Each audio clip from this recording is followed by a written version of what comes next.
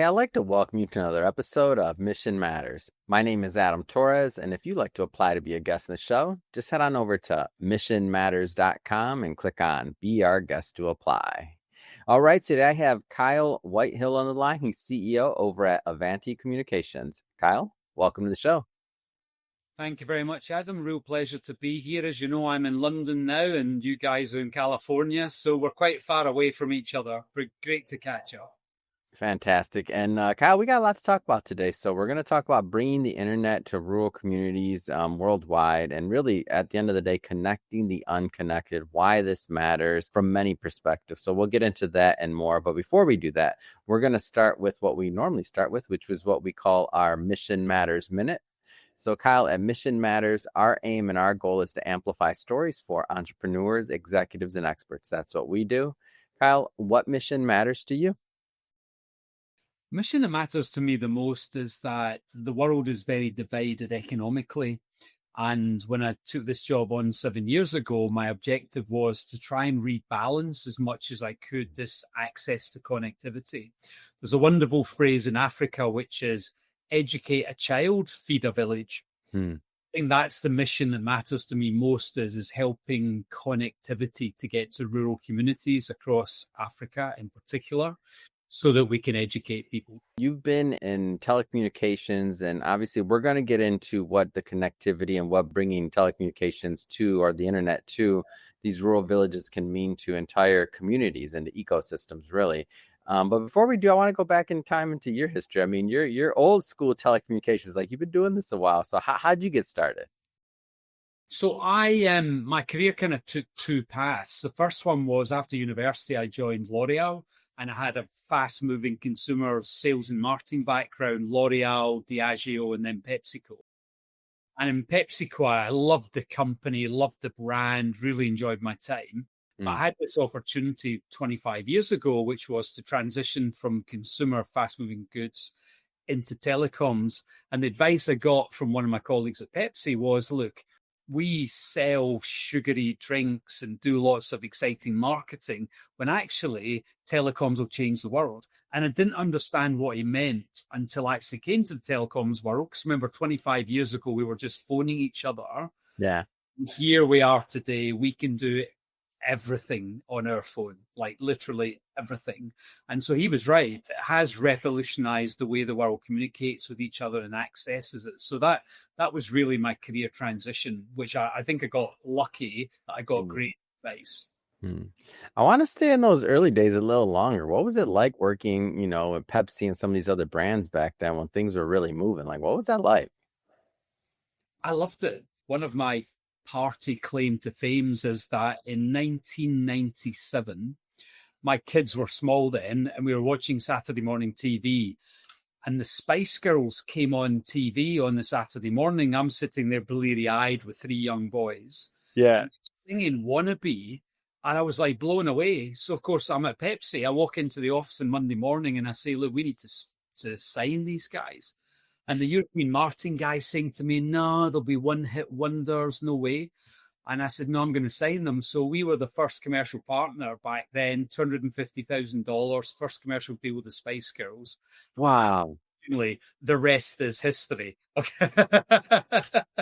So that stuff was really interesting for me, the power of brand, the how to communicate effectively and engage with consumers. Coke was really big into sport. Pepsi was really big into music. We had to own something because it's impossible to compete with Coke. So I think what I learned was about the power of the brand. My first real access to working with American people who are super ambitious, got big plans, and it's an engaging environment to work in with corporate America because people want to achieve big goals. And I think my experience in Europe had been that we're much more calm and reserved and less ambitious. So I love that part of the corporate experience with PepsiCo. Yeah. What was it like? So go get into the transition point. So now you're going from, these consumer brands to telecom. Like, what was that like when in that transition period? Really challenging because you've come from a world which I'd been familiar with. University, I studied marketing and economics, through sales and marketing through that first part of my career. I knew what I was talking about. Suddenly you end up in a technology environment where it's all about the network. Yeah. Talking about technology, people talking about network, which is not my natural strength. So what I tried to do in the early days was to say to people, look, I understand why the network's super important, but actually, from my perspective, it's what people are doing with the network is what they pay us for. So I'm going to focus on what's the monetization strategy for a network and not get too hung up about what does core network, radio network, what does that actually mean? Because I think people buy the service. They don't say to you, which base station am I going to be connecting to? Yeah. They want to know, how much does it cost? How many minutes? How much data? So I think that was really my transition, was to try and bring a more customer orientated lens into the company. And at what point did the internet side of things start to intrigue you? Like when did that take place? Like the possibility? Remember it vividly, right? So I joined 2000 and 2001, and we were approached about having a GPRS data card. So remember, at that point, the only chance you had of accessing your emails was to go sit in the office, hardwire into the network. Like an Ethernet or something. There, right? And so they brought in this Vodafone branded GPRS data card, which was like, wow, what does that mean? Right, okay, slot it into the side of your laptop and you can download your emails wherever you are, as long as you're picking up the GPRS network. Now, Adam, it was 15 minutes per email, right? It was 15 minutes to download an email. But at the end of the day, you are mobile accessing the network. But the moment everything changed was when RIM came and presented the BlackBerry to us about 2002. And I remember Mary Grundy was the account manager for RIM, the Canadian company, and she showed us the BlackBerry. And we took it to our first customer, Goldman Sachs in Canary Wharf, and they just went mad. It was just mad. They rolled out 15,000 BlackBerries that year. Wow. Everybody had a BlackBerry because it was quite right. It was an easy sell. It was, look, you sit in the train for an hour on the way home. Now, you don't have to sit in the office for an extra hour in the evening or the morning. You can actually be productive on the train on the way home. Wow, that was probably the easiest product I'd ever sold. And that introduced two concepts. One was BlackBerry Messenger. So suddenly we were all securely messaging each other. Geez, I remember BlackBerry Messenger. Those were good days. I miss them. Nobody could see what you were writing. Okay, it wasn't in the network. So that was powerful. And then secondly was just this 24/7. And I remember meeting the founders of RIM, BlackBerry, and they were talking about how they would email you during dinner and their wives were telling them off. And suddenly, we were all doing that because we were just like permanently connected. So that was the first time that I had a wow moment about the art of the possible. I'm still thinking about BlackBerry Messenger. For all the kids at home listening, it was really cool back then. Thank you. No, it was amazing. I can still remember when they wanted me to switch from BlackBerry to iPhone, and they were literally prizing the BlackBerry from my hands, and I was resisting the iPhone for years, going, no, I can't live without my BlackBerry. That's funny. Now it sounds mad, doesn't it? Because suddenly the whole you and me both. One of my buddies, they had an intervention for me. It was during Christmas, and I was the last person in my friend group around me that had a BlackBerry, and they did an intervention. Like grandma was there, everybody was there. They're like, Adam, we're today. So I'm like, what? This is like literally Christmas like day, and I open it and they're like, okay, and I'm like, all right, fine, I'll do it. Don't be so dramatic. Yes, it was so hard, but obviously now that sounds really funny for everybody else of another age bracket that's listening. It's fine. So now, fast forward a bit here. I want to get into your into what you're doing present day, and really with internet, and specifically bringing it into rural communities. Maybe first start off by talking a little bit more about why that's important, and maybe some people don't even know that many communities don't have internet or don't have that availability. So I've been in Vodafone for 7 years working in the UK business, and I was a European executive. And one day, the UK CEO came to me and said, look, you're ready to be a CEO in Europe next, but we need a favor. Can you go to India for 6 months? We just bought Hutchison in India. We're rebranding as Vodafone. Yeah. And they needed someone to go over and help the integration with Vodafone Group. So I went as Chief Operating Officer 2007. I'd never been to India. To answer your question, I would never have truly understood the question that we're posing about connected the unconnected. What do rural communities really look like in India and Africa if I hadn't had that specific experience? I'll turn up in India day one and go like, wow, this is mad. I mean, it's an astonishing, wonderful, crazy continent. When I started to travel into rural communities in India where we were building cell sites, big rollouts, like big rollout, you suddenly realize that the opportunity was not about what's the Dallas Cowboys score, what's the Manchester United score. It's not Facebook. It's absolutely all about the key issues for rural communities. Number one, how do you generate economics? So how do you make enough money to feed your family every day? Number two, get your kids to school and get them connected to the internet from school. Healthcare access, there's vast distances to hospital. So can you do telemedicine? And security, there's lots of terrible security issues across continents. And nobody knows that something terrible's happened, natural disaster, security issue. And so it suddenly struck me at that point was, I'm not really that sure about what the world's doing about it, but suddenly it became really important to me because I saw the real value face to face when you drove into a rural village in India. You saw people celebrating as the cell site went up, celebrating as the symbol came up on the phone and we're talking like $20 phones. We're not talking iPhones. We're talking about voice phones. That was it.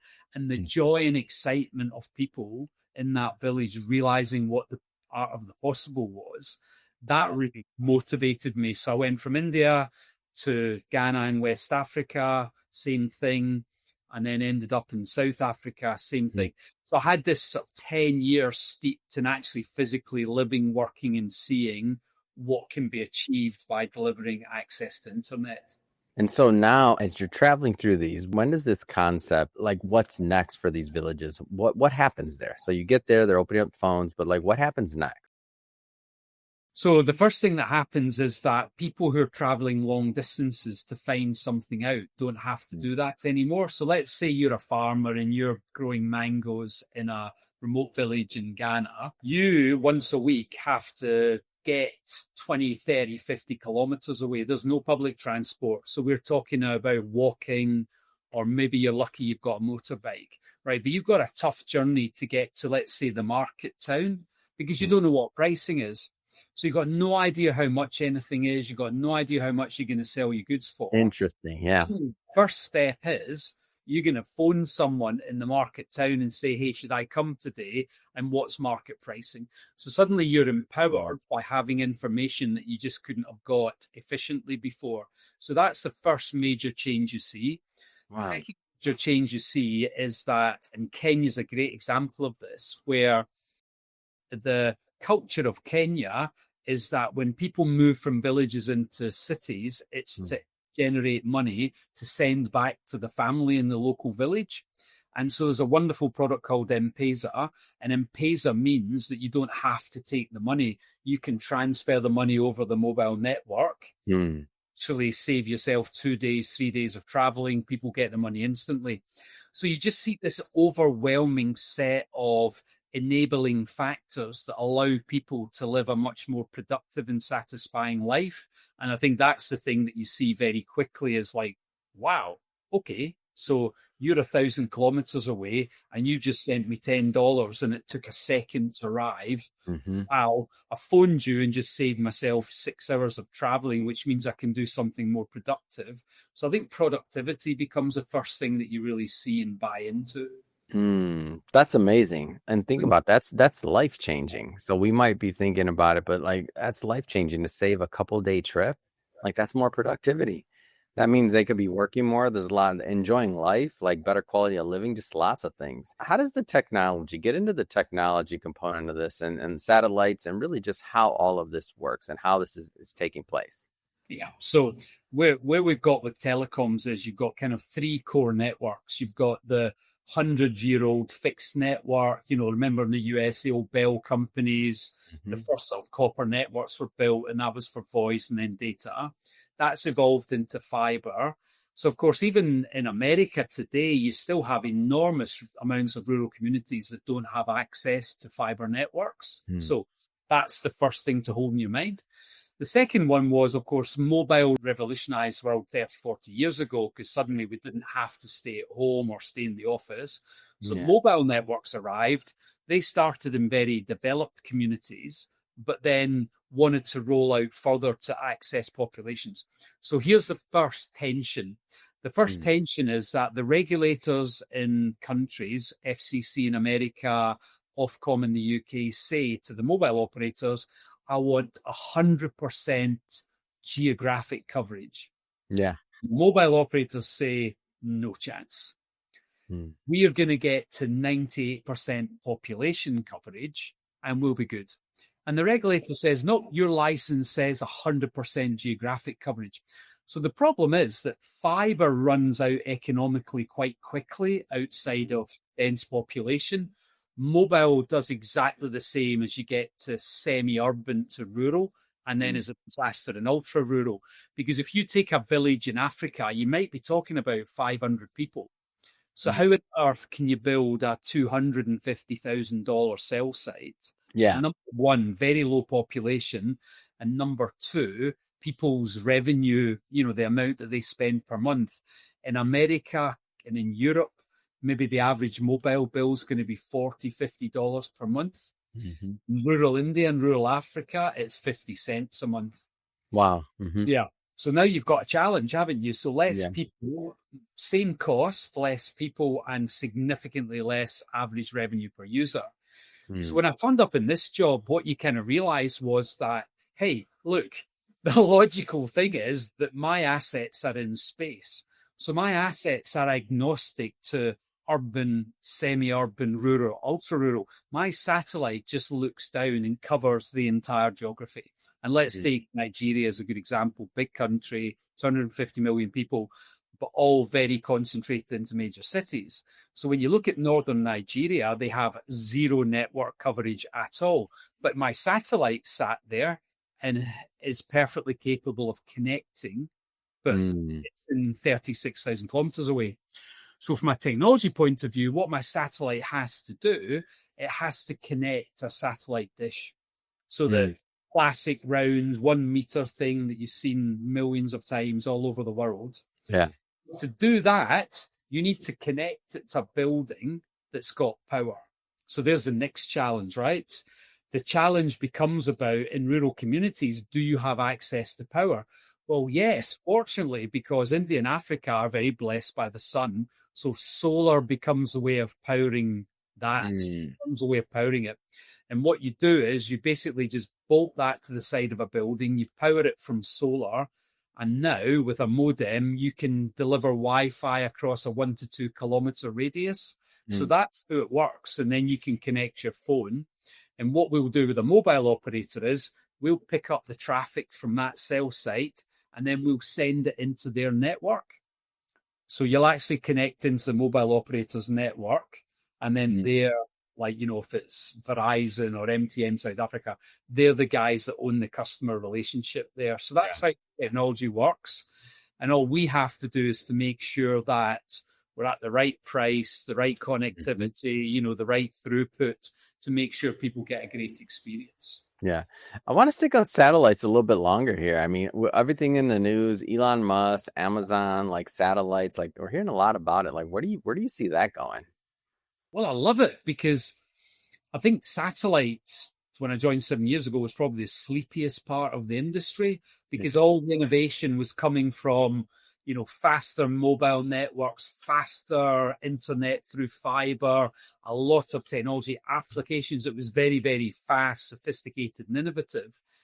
And of course, the satellite industry was really seen as old, expensive, and sort of the last resort, whereas actually the industry delivers TV across the world, digital TV across the world. It delivers all of the maritime service, whether it's a Miami cruise or a super yacht in the middle of the Caribbean. It's doing a huge amount for the military all over the world, providing vital communications in difficult areas. So the satellite industry has always been very helpful to people, but always seen as a bit like old and a bit last resorty. What happened then was that Elon Musk turned up and said, look, you don't need to be 36,000 kilometers in space. I'm going to do it much closer to Earth, which means you'll get latency, and latency just being about, latency where it's how quickly does the information flow back and forward. So he brought it down to like a few hundred kilometers with his Starlink network.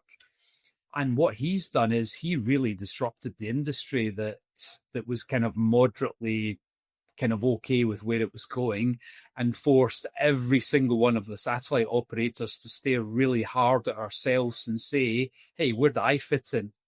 I'm going to have to find a place to fit in, because Elon Musk is building this kind of world-class network. And as you referenced, Kuiper will be here probably in 26, 27. And then there are a whole number of other networks in LEO all coming. So I think the challenge for me and my colleagues in GEO is to stay relevant and stay confident about the fact that we can still deliver a very good quality service across a very broad geography. Now, I want to get into really, so for Avanti, just to correct me if I'm off on this, but your core customer is going to be other networks, right? Like where you're kind of filling in the gaps for maybe some of their coverage. Am I off on that, or?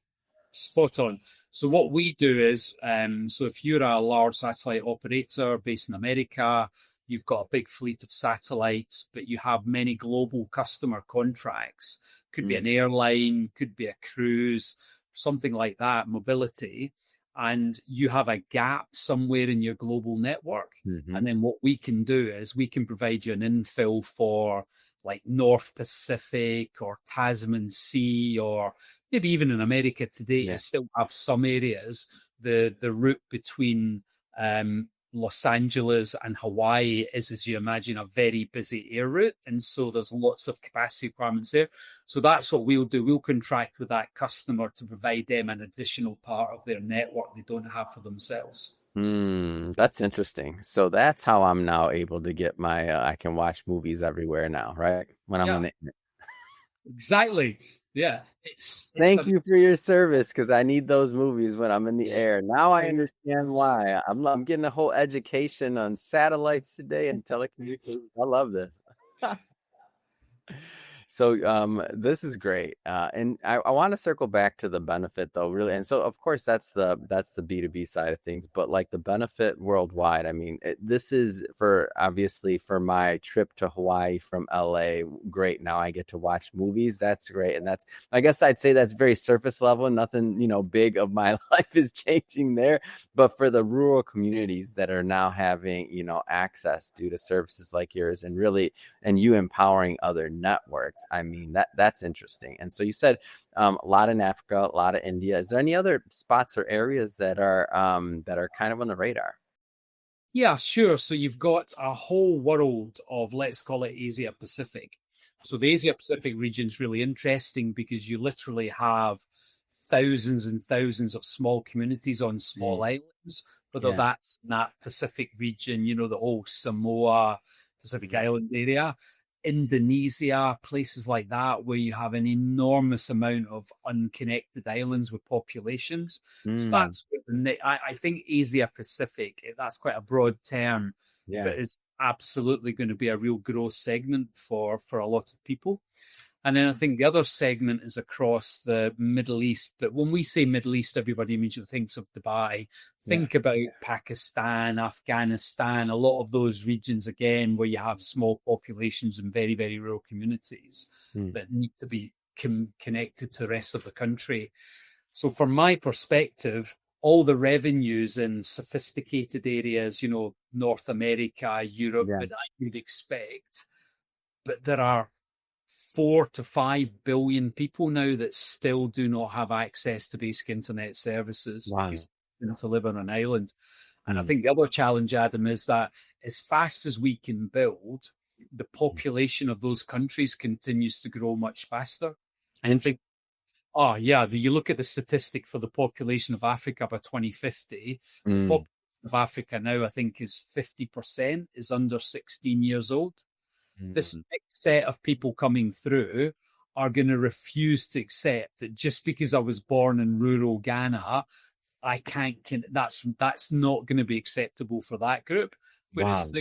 the generation kind of were born with no connectivity and therefore accept that's part of the challenge. But I think the young people in those countries are going to be very demanding around access to connectivity. They want to empower themselves. They want to be entrepreneurial. They want to be Mhm. digital. So I think that's going to be a big drive for many governments in India, Africa, and Asia, is to help digitalize every community. Amazing. Kyle, this has been great having you on the show today. I mean, I learned a whole lot. I'm sure my audience did as well. I have to ask, I mean, what's next for you? What's next for Avanti Communications? To figure out this challenge around, one network company, Geo, and actually there's a lot of other networks coming to market. And what we've got to figure out is, do we decide to become what I would call network agnostic? And I like network agnostic because basically what that says is if I turn up in a customer and I say, what do you need? I'm not trying to sell my network if it's the Yeah. wrong network for them. So I think partnerships, being strategic with other people that are coming to market because I have good access to customers and countries. Mm. What's next for us is, what's our role in the next phase of satellite network rollout? Mm. And that, if any viewer, listener has an answer to that to help me, hit me up on LinkedIn. I'd love to listen to opinions. That's awesome. And speaking of listeners, if somebody does want to follow up and connect, learn more about Avanti Communications or connect with you and your team, how do they do that? Yeah, they can hit me on LinkedIn, Kyle Whitehill, or they've got Avanti Communications on LinkedIn as well. And for everybody that's listening, just so you know, we'll definitely put the links in the show notes so you can just click on the links and head right on over. And speaking of the audience, if this is your first time with Mission Matters and you haven't done it yet, hit that subscribe or follow button. This is a daily show. Each and every day, I'm bringing you new content, new ideas, and hopefully new inspiration to help you along the way in your journey as well. So again, hit that subscribe or follow button. And Kyle, thanks again for coming on the show. Absolute pleasure. Great to see you, Adam. Thanks for listening.